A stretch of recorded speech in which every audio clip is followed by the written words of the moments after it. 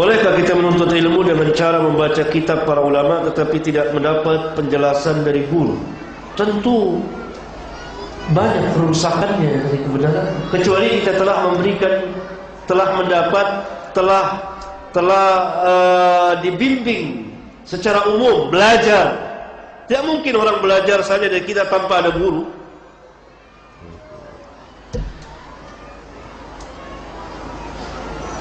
Pertama kita harus belajar. Setelah itu kita membaca kitab-kitab para ulama. Dengan belajar kita tahu qawaid dan dawabitnya, kaidah-kaidah, ketetapan-ketetapan dan ketentuan-ketentuannya, sehingga kita tidak akan menyimpang jauh. Sehingga kita tidak akan menyimpang sesat maksudnya.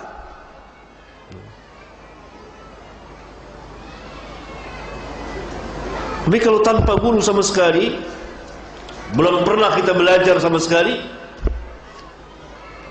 pertama-tama tentu akan sulit, sangat berat, penuh dengan beban. Karena tidak ada yang mengarahkan kita. Lain kalau kita telah memiliki qawaid dan dawabit, akan sangat mudah. Dan kitabnya pun kita urut, kitab mana yang harus kita baca terlebih dahulu.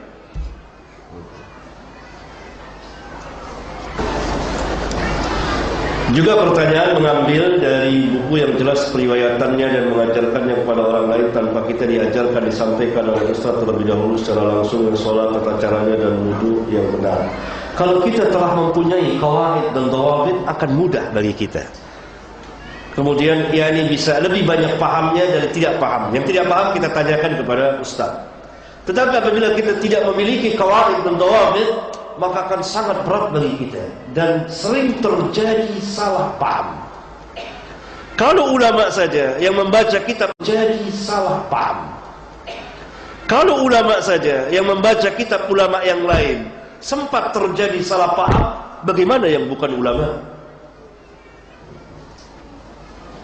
Tentu akan lebih parah lagi.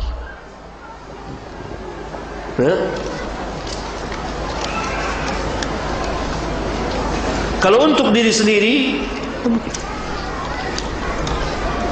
sebab kalau salah terkena untuk dirinya sendiri. Jadi kaidahnya seperti ini. Ilmu dapat diambil dengan belajar bersama guru, dapat diambil melalui kitab. Mengambil ilmu dengan guru itu sangat mudah, tidak terlalu berat. Dan kita akan senantiasa diluruskan. Mengambil ilmu dengan kitab, belajar,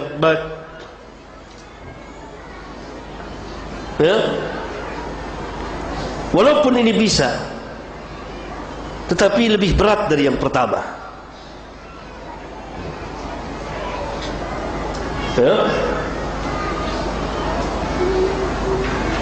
Yang paling bagus adalah dua-duanya.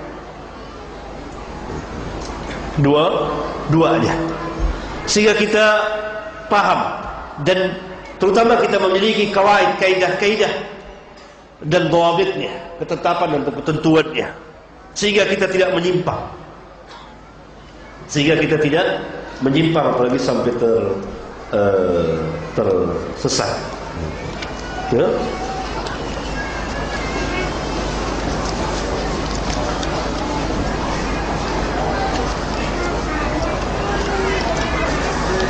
Sebetulnya simpel saja, mudah saja. Antum baca kitab, nggak paham, antum tandain, tanya, atau dites. Ini kitab, benar tidak pemahaman saya begini. Oh salah. Tahu, ya salah. Sebetulnya yang dimaksud itu begini, tidak seperti itu. Ya? Nah begitu. Akhirnya karena dalam membaca kitab itu seorang harus mampu membaca, bisa membaca. Antum semua bisa membaca bahasa Indonesia. Kita semua bisa membaca dalam bahasa Indonesia. Ya. Yang kedua, paham. Paham.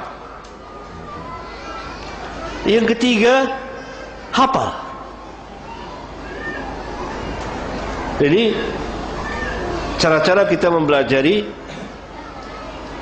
ilmu dari kitab. Bisa membaca, kalau dalam bahasa Arab bisa membaca. Kalau bahasa Indonesia semua bisa. Kecuali ada beberapa kata dari bahasa-bahasa yang susah, bisa dilihat di kamus mungkin. Karena kadang-kadang pengarang ingin nampak keren bahasanya, bahasa padahal dia sendiri nggak tahu. Yang terbaik adalah kita mempergunakan bahasa Indonesia apa adanya. Saya kita itu lebih mengena untuk atas, tengah, dan bawah. Kalangan atas, menengah, atau bawah. Kalau kita mempergunakan bahasa yang terlalu ini, mungkin untuk menengah atas, tapi bawah yang terbanyak sangat sulit. Karena tujuan menulis adalah untuk dipahami orang, bukan untuk kerennya bahasa. Tapi bagaimana orang itu paham, itu bagus.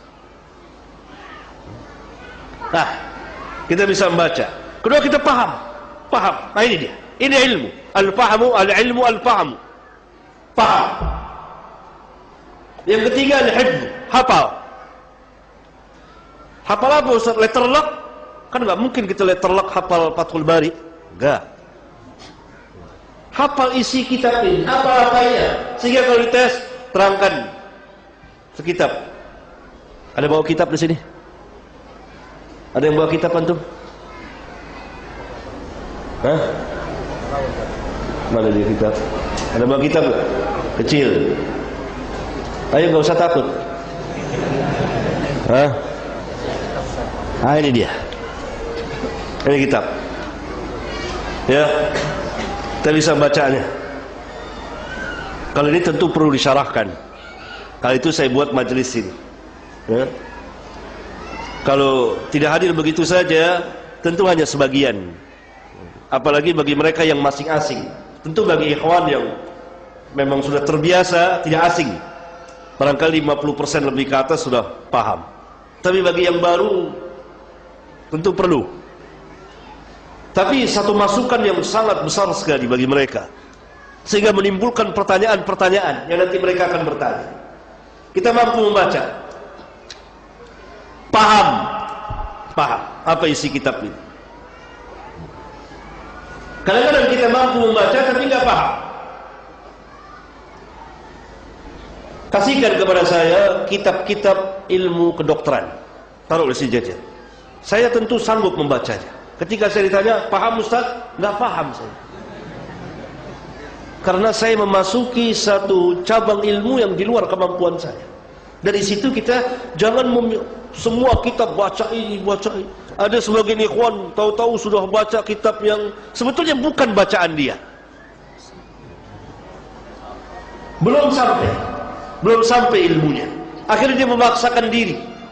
Kalau memaksa diri merasa sudah paham, akhirnya kepalanya menjadi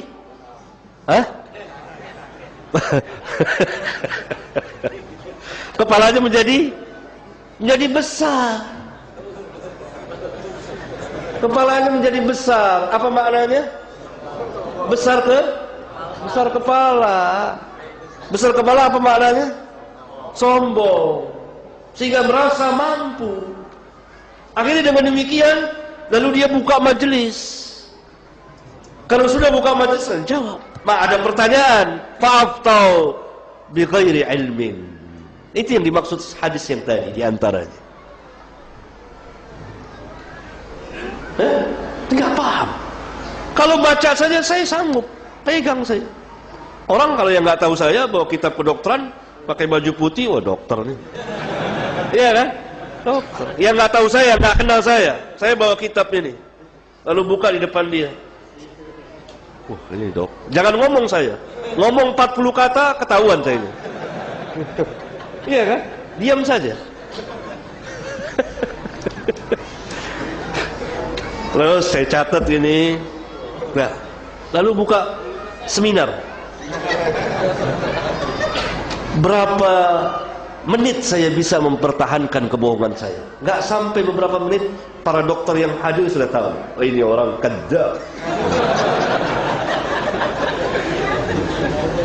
Dusta. Nah, lihat, saya mampu baca. Beli saja di toko buku atau yang bajakan-bajakan banyak dijual di sebagian daerah kita, Jakarta. Tapi nggak paham. Al-ilmu al-fahm. Nah, untuk mencapai kepada pemahaman ini, apabila kita tidak mempunyai qawaid dan dawabit, sangat pelik, sulit. Dan banyak terjadi salah paham. Apalagi kita membaca ulama-ulama yang besar dan menjelaskan tentang hadis. Lalu kita kata hadis ini sahih, hadis sahih. Padahal bukan kita yang sahihkan, para ulama. Maka kita tampil sahih, dhaif, sahih, dhaif, sahih, dhaif. Membuat orang kagum. Dan semakin kita kagum terhadap diri kita, akhirnya i'jab bi nafsi, takjub terhadap diri. Karena itu harus bertahap. Sehingga hati juga tidak jemu. Maka Imam Al-Bukhari memberikan bab mengajarkan ilmu sepekan sekali. Agar apa? Agar orang tidak jemu, tidak bosan. Lain yang sudah terbiasa, lain anak-anak yang memang sekolah setiap hari. Nah, apabila kita telah paham, kemudian dites, tanya bagaimana nih kitab, satu persatu masukkan ke sini. Al-ilmu fis sudur. Apa isi kitab ini? Isi kitab ini adalah tentang i'tiqad, akidah, yang ditulis oleh Al-Imam Ibnu Abi Hatim dan yang ditulis oleh Al-Imam Ibnu Abi Hatim, dan yang ditulis oleh Al-Imam Ibnu Abi Hatim, yang dia mendengar dari bapaknya dan gurunya Abu Hatim dan Abu Zur'ah, berbicara tentang usul pokok-pokok agama. Kalau dapat kita simpulkan, dia berbicara tentang al-iman,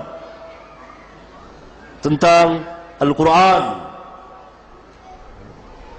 tentang usul yang lain seperti syafaat, mizan, azab kubur, munkar nakir, dan seterusnya. Kemudian berbicara tentang kaum muslimin yang mengerjakan dosa besar, apa hukum untuk mereka. Kemudian berbicara tentang penguasa muslim, bagaimana kita bersikap, beradab akhlak, dan bagaimana akidah Ahlus Sunnah terhadap penguasa mereka, terhadap negeri mereka. Kemudian berbicara tentang firqah-firqah yang sesat, yang menyimpang dari Ahlus Sunnah. Jadi kita bisa mensyarahkannya, jelaskannya, paham. Jadi di kitab ini, satu kitab masuk di sini, selesai. Baca lagi kitab lain, masuk lagi. Berapa kitab? Banyak.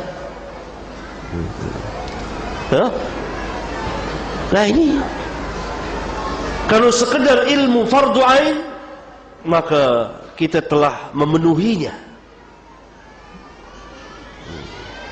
Ya, begitulah kurang lebih.